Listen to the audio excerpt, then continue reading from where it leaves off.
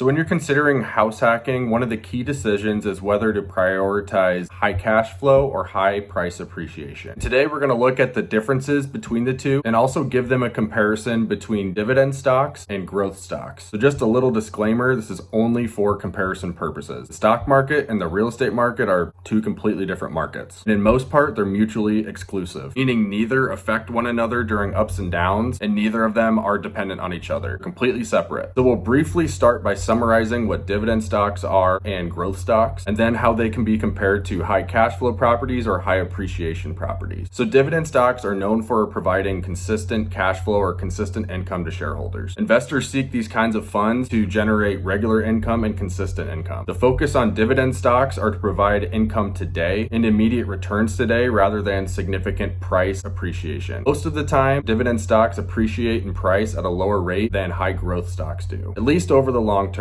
Not always, but most of the time. Instead, growth stocks reinvest those profits and prioritize the long-term growth of the company and the share price, rather than passing along some of those profits to shareholders in the form of a dividend. So in contrast to dividend stocks, growth stocks often appreciate much higher in price over the long term. It's very hard to find a growth stock that pays a high dividend, and it's very hard to find a dividend stock that grows in price like a growth stock. So it's not uncommon to see people invest in a mixture of both to try to get the best of both worlds. Now let's marry this in with house hacking. Of course, everyone wants to sell their home, or their stock for that matter, for more than what they bought it for. In deciding between high cash flow or high appreciation, it's super important to consider the trade-offs and your investment goals. So the high cash flow house hacks. These properties offer immediate income, giving stability and the ability to cover expenses. They tend to be more stable during downturns in the real estate market, just as quality dividend stocks typically do during a bear market or a recession. The difference here is on generating higher income today with lower price appreciation versus a house hack with low to no cash flow, but may appreciate in value higher and quicker over the same time period when sold. So here's an example. Buying a $200,000 property where once you move out generates $1,000 per month in cash flow and sells for $250,000 after 10 years versus buying a $200,000 property where once you move out generates $100 per month in cash flow, but it sells for $350,000 after 10 years. One's high cash flow, one is high appreciation. So how do you find the right balance? Well, here's some good news and here's some bad news. The good news, from an outside perspective, one approach is not better than the other. It does depend on what you're looking for. High cash flow today or high appreciation later on once you sell. The bad news, it's extremely difficult to find a property that has high cash flow and high appreciation, if at all. 99% of the time, you're looking at one or the other. So before we wrap this up, here's how you can get the best of both worlds with your house hacks. The most ideal strategy of them all is to diversify your portfolio with a mix of high cash flow and high appreciation. In this order, in the beginning, first 2 or 3 house hacks, you can prioritize high cash flow to build a recurring income stream, or however long it takes, or however many properties you need to build that income stream that you're comfortable with. So once you've gotten to your comfort zone in cash flow, you can shift your focus towards those properties with a higher appreciation potential. By doing this, now you've got a solid mix of higher income properties and a higher overall return once you sell from those higher appreciation properties. This will maximize the best of both worlds, rather than a portfolio of all high cash flow properties or all high appreciation properties with no cash flow or low cash flow. It's the same principle of people who invest in dividend stocks and growth stocks get a little mix of both. Again, it ultimately comes down to what you're comfortable with and what your financial situation looks like, along with your risk tolerance. So thank you guys so much for watching these videos. I truly appreciate you. If you found value in this video, please like, subscribe, share this with your fund manager if you have one, and see what they think. Anyways, thank you so much for watching. We'll see you guys next time.